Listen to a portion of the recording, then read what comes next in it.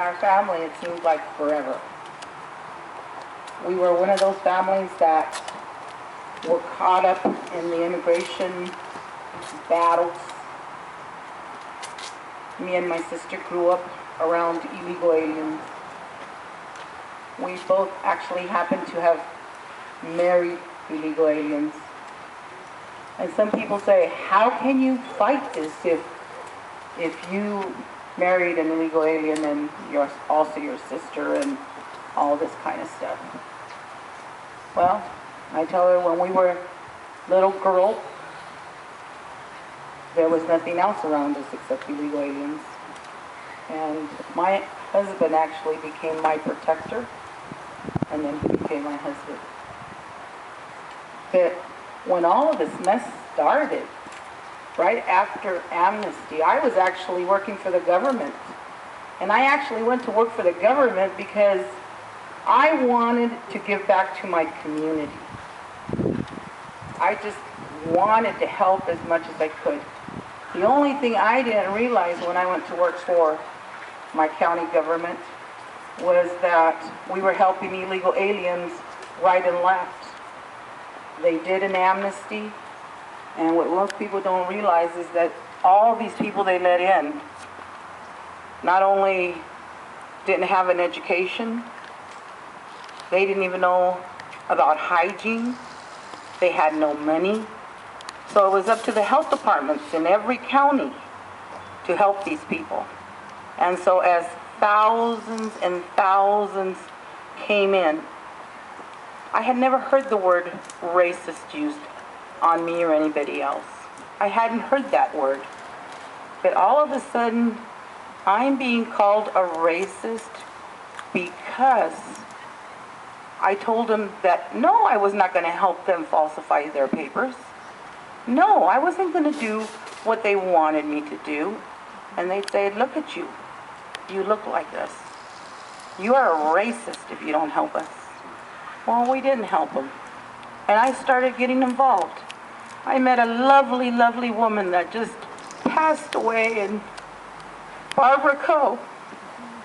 Barbara Coe fought and fought and fought so none of our children would be dead. We went all the way to Washington, D.C. with our own money. And we tried to warn them. The only thing we didn't know is that our elected officials already knew and they didn't care. And then there was some that didn't even believe us. They thought we were making up stories. But she fought to the very, very end. So here we are. I'm fighting. I'm trying to do everything I can to stop illegal immigration. But people don't even want to talk about it. People don't even want to discuss it. People don't even want to think that it's happening. We live in the greatest nation in the world. How is it possible that our children are dying in our neighborhoods by people that aren't even supposed to be here? And then my sister calls me in the middle of the night and tells me Ruben was shot. Now, were we shocked? Just like you were shocked. Ruben had actually been in Southern California for Christmas. And we did everything to protect that child because we were so worried about gangs and everything, and we wanted to bring our child home to his mom safely.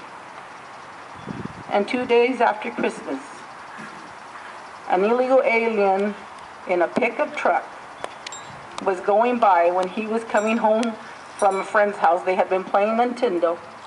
And this child should have known better, because we grew up in such a horrible condition. Our children were not allowed to walk home. Our children got rides everywhere. But it was easy for him, I guess. Who would have thought? I know he wouldn't have thought that he would be shot half a block away from my mother's house. When they seen him walking home with 2 other boys, the illegal aliens in a pickup truck, a whole bunch of them, turned around and asked him what he claimed. And since We were brought up to believe we were Americans. We're Americans, and that's what we taught our children. And he said, we don't play games like that. We're Americans. And the man grabbed him by the shoulder and shot him in the back of the head. He wasn't alive. But because of our laws, they have to do brain tests, I think. Throughout the night, they did brain tests, and finally in the morning, my sister said that they could turn off the machine, and he passed away. The man that shot him was an illegal alien, like I said, but their community was so outraged by what this man had did that they turned him in right away. But by that time, he had gone to Texas, and in Texas he murdered a few more people, and then he took off to Mexico. And my sister grieved. My sister grieved and grieved. And I'm sorry for Mr. Shaw, and Brenda, and Dawn, and everybody else that has lost their baby. I am so sorry. But 20 years later, my sister still grieves. She grieves, she grieves. It's just one thing we don't usually talk about together, because I think then we both be crying. It's just so hard for her. And then my sister actually started a group called Mothers Against Gang Violence, because what we found was that all of a sudden there was a wave of killings. This is up on Northern California, where they pick lettuce. They call it the lettuce capital of the world.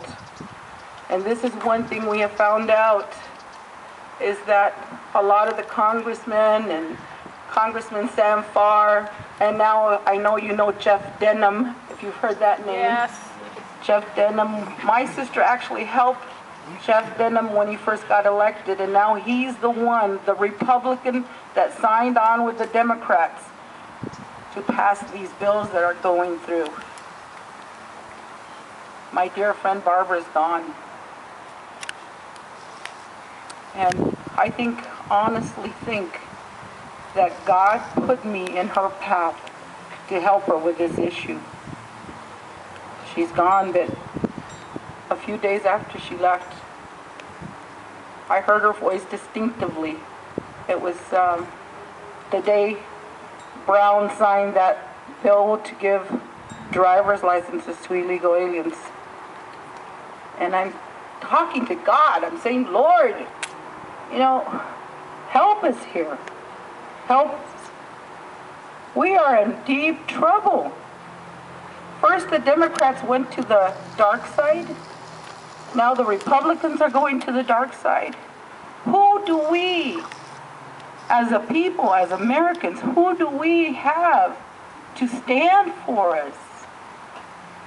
And clear as a bell, I heard my friend Barbara saying, it's going to be okay, kid.